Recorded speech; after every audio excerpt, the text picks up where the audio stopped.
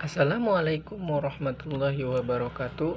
Perkenalkan, nama saya Muhdor dari kelas A, jurusan Pendidikan Vokasional Teknik Mesin.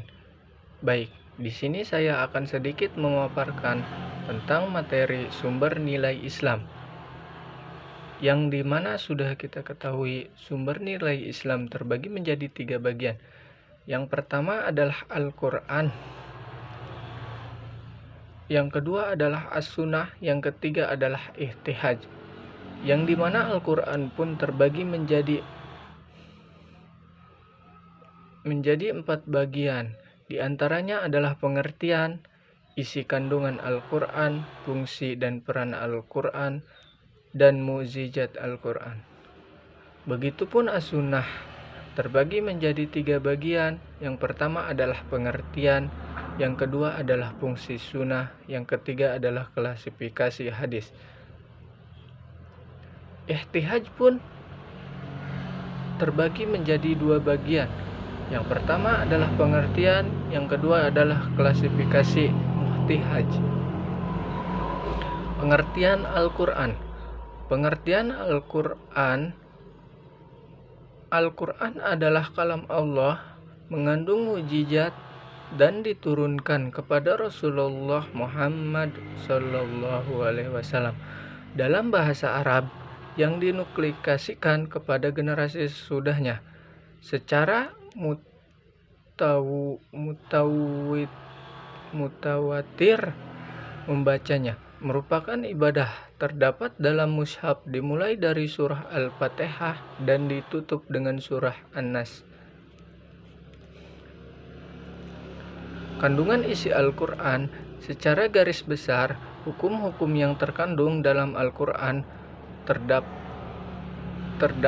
dibagi 3 macam. Yang pertama, hukum-hukum tikadiyah, hukum yang mengatur hubungan manusia dengan Allah Subhanahu wa Ta'ala dalam hak kewajiban manusia sebagai mukhalaf, mempercayai Allah, malaikat, rasul, kitab hari akhir, dan takdir ilahi. Yang kedua adalah hukum khuliyah, hukum yang berkaitan dan pergaulan manusia mengenai akhlak dalam mencapai keutamaan pribadi mukhalaf.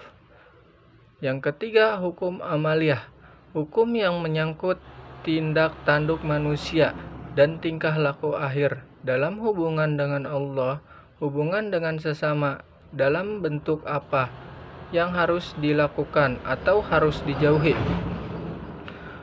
Fungsi Al-Quran. Al-Quran sebagai pedoman hidup orang-orang yang bertakwa. Al-Quran sebagai kitab terakhir berfungsi sebagai korektor terhadap persoalan-persoalan yang dibahas oleh kitab-kitab Taurat dan Injil, yang dinilai Al-Quran sebagai sesuai dengan ajaran yang sebenarnya. Mukjizat Al-Quran. Keindahan bahasa dan manusia ditantang untuk menyusun satu surat yang dapat menyamai keindahannya. Pemberitaan mengenai masa lalu yang terbukti kebenarannya secara arkeologis dan sesuai dengan pemberitaan kitab suci sebelumnya, padahal Nabi Muhammad tidak belajar sebelumnya. Ramalan tentang masa depan yang ternyata memang kemudian terjadi. Kandungannya sebagai pedoman hidup untuk kebahagiaan di dunia dan di akhirat, baik dalam relasi manusia pada Tuhan, manusia dengan sesama, maupun dengan alam lingkungannya. Pengertian As-Sunnah. As-Sunnah, Sunnah Nabawiyah secara etimologis berarti tradisi atau kebiasaan Nabi. Sedangkan secara terminologi, menurut ahli ushul fikih, sunnah adalah segala yang diriwayatkan dari Nabi Muhammad SAW berupa perbuatan fi'liyah, perkataan qauliyah, dan ketetapan takririyah yang berkaitan dengan hukum. Fungsi as-sunnah, fungsi hadis atau sunnah nabawiyah dalam hubungannya dengan Al-Quran adalah untuk menjelaskan kepada umat manusia ajaran-ajaran yang diturunkan Allah melalui Al-Quran. Klasifikasi hadis ditinjau dari banyak sedikitnya rawi yang menjadi sumber cerita hadis terbagi menjadi dua macam, yaitu mutawir dan ahad. Sedangkan ditinjau dari kualitasnya, hadis terbagi menjadi empat, yaitu syahih, yang kedua hasan, yang ketiga dhaif, yang keempat mudhu. Pengertian ihtihaj.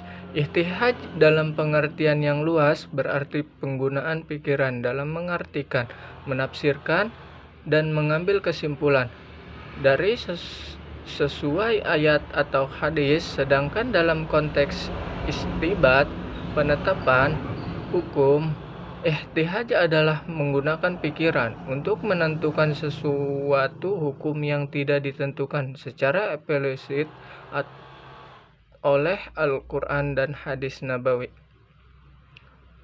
Kualifikasi muhtahid. Kualifikasi muhtahid secara umum adalah muslim dewasa yang berakal sehat dan mereka dari segi kecerdasan intelektual. Seorang muhtahid disyaratkan memiliki keterampilan akademik sebagai berikut. Yang pertama, ilmu-ilmu pengantar dan ilmu-ilmu alat, antara lainnya bahasa Arab. Yang kedua, ilmu-ilmu Al-Quran termasuk di dalamnya ilmu tafsir, interpretasi Al-Quran. Yang ketiga, ilmu-ilmu hadis seperti ilmu riwayatan, pengetahuan tentang ijma' ashar, sahabat, logika, dan ilmu pokok-pokok jurisprudensi Islam, usul fikih. Baik, sekian yang dapat saya sampaikan. Kurang lebihnya mohon maaf. Wabillahi taufiq wal hidayah. Wassalamualaikum warahmatullahi wabarakatuh.